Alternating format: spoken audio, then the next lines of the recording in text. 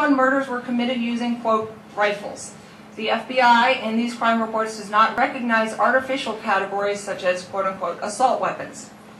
In comparison, 160 murders were committed with hands, fists, and feet. In the state of Maryland, you are more than 5 times more likely to be beaten to death than murdered by an assailant wielding a rifle. This legislation are popularly used for hunting across the country and in Maryland. And yet the governor has assured Maryland's hunters personally that this legislation doesn't go after their firearms. No one has provided any information indicating, and I have not heard, that there's been a rash of firearms-related accidental injuries, and yet we're assured that the training requirements imposed upon those who would attempt to exercise their constitutional right to purchase a handgun will make everyone safer. Straw purchasers are committing a federal and a state felony when they complete those purchases. Vice President Biden claims we don't have the time or manpower to prosecute anybody. The response of the Maryland government is not to prosecute the rhetorical girlfriend who's purchasing the firearm because she has a clean record and her boyfriend doesn't, but to require every single Maryland citizen who wishes to purchase a legal product in a legal manner pay a fee, get fingerprinted, and wait for approval before they exercise that constitutional right. And training. Mr. Chairman, I have heard about mothers and children. I'm a mother. I have a beautiful baby girl. If I were in a position where it was necessary to defend her, I would do it with tooth and nail like an animal, if it came to that. However, Mr. Chairman, I am blessed. I am not an animal. I have tools at my disposal. A firearm is a tool, and I would use that tool to defend myself and my family where it came necessary. A firearm untouched on a table is a threat to no one. A firearm on the hip or in the hands of a law-abiding citizen is a threat only to those who would threaten. Burdening those same citizens with bureaucracy, limiting their choices, placing obstacles in the way of their legitimate exercise of rights, in a quixotic repeat of failed policies is disingenuous and wrong. Enforce the laws we have, prosecute the criminals. Don't create new ones, laws or criminals. Thank you.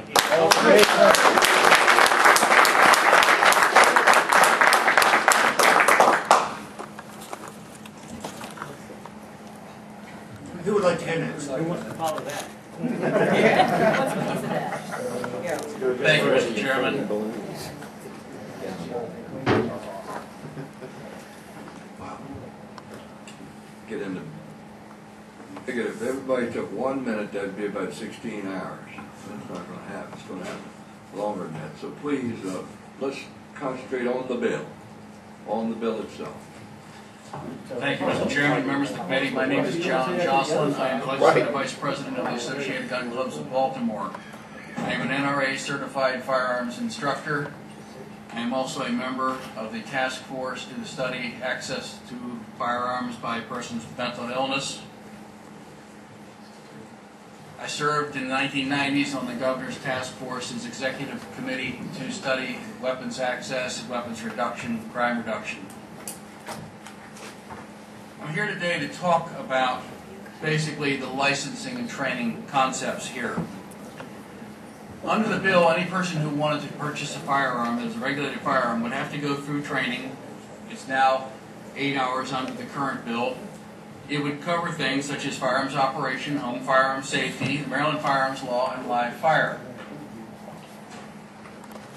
You have to understand that Maryland law in 6-point print from the ATF is 17 pages long. Many instructors are not familiar with all the concepts of the law and are therefore really not qualified to disseminate this information to students. The training that's required will have to be given by a qualified handgun instructor who has been certified by the Maryland State Police. A card like this looks like a driver's license. There are only 168 of these in the state of Maryland. This cadre of trainers would have to teach 70,000 people a year based upon the applications given to the Maryland State Police last year. Most of us are part-time employees. We don't do it as a living, we do it as a calling. Logistically, we don't have the infrastructure to provide this training as required by the state if this law passes. The other problem is we don't have shooting ranges necessarily that we can gain access to. Not every range is open to the public. Not every range has the facilities.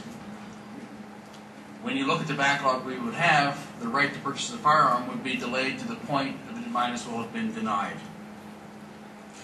The license will only be valid for 5 years under this version, 10 years with the Senate. The minimum age to get this license is 21. Yet persons under 21 can be employed as security guards. This would mean that they will be now unemployed because they won't be able to pass the training required. They have to have a carry permit in many cases. They wouldn't be able to get the training because they're not 21, so they can't have the carry permit, so they can't have the job. This is a job killer.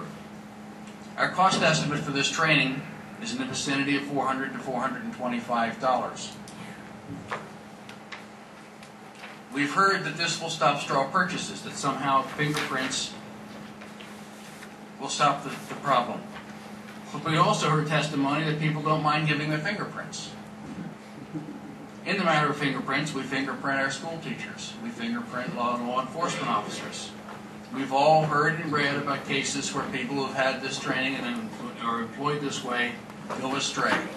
A college up in Pennsylvania, the law enforcement officer in Baltimore City who was involved in drug dealing, fingerprints in and of themselves don't prove or achieve anything.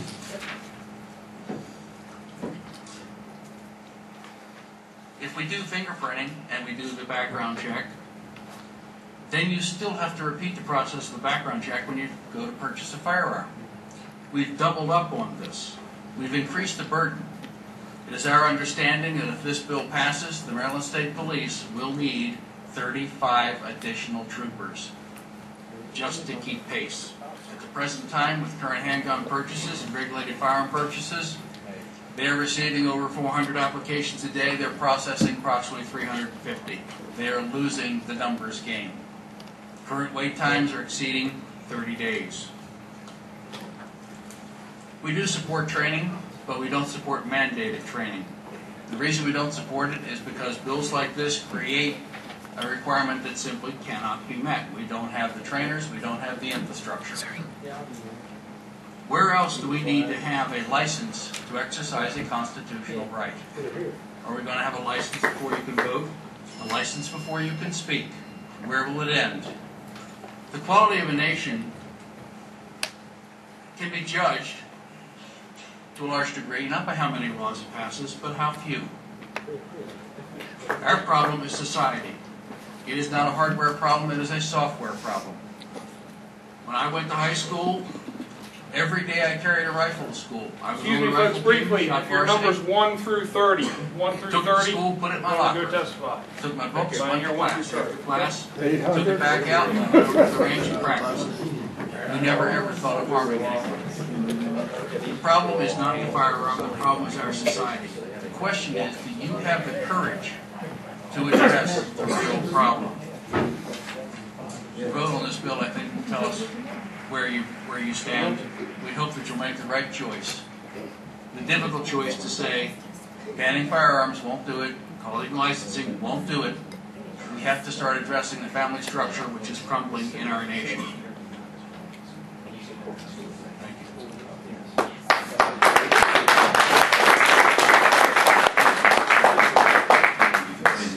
My name is Mark Pettit. I'm here as a private citizen and as a lawyer. I've been a lawyer for 38 years.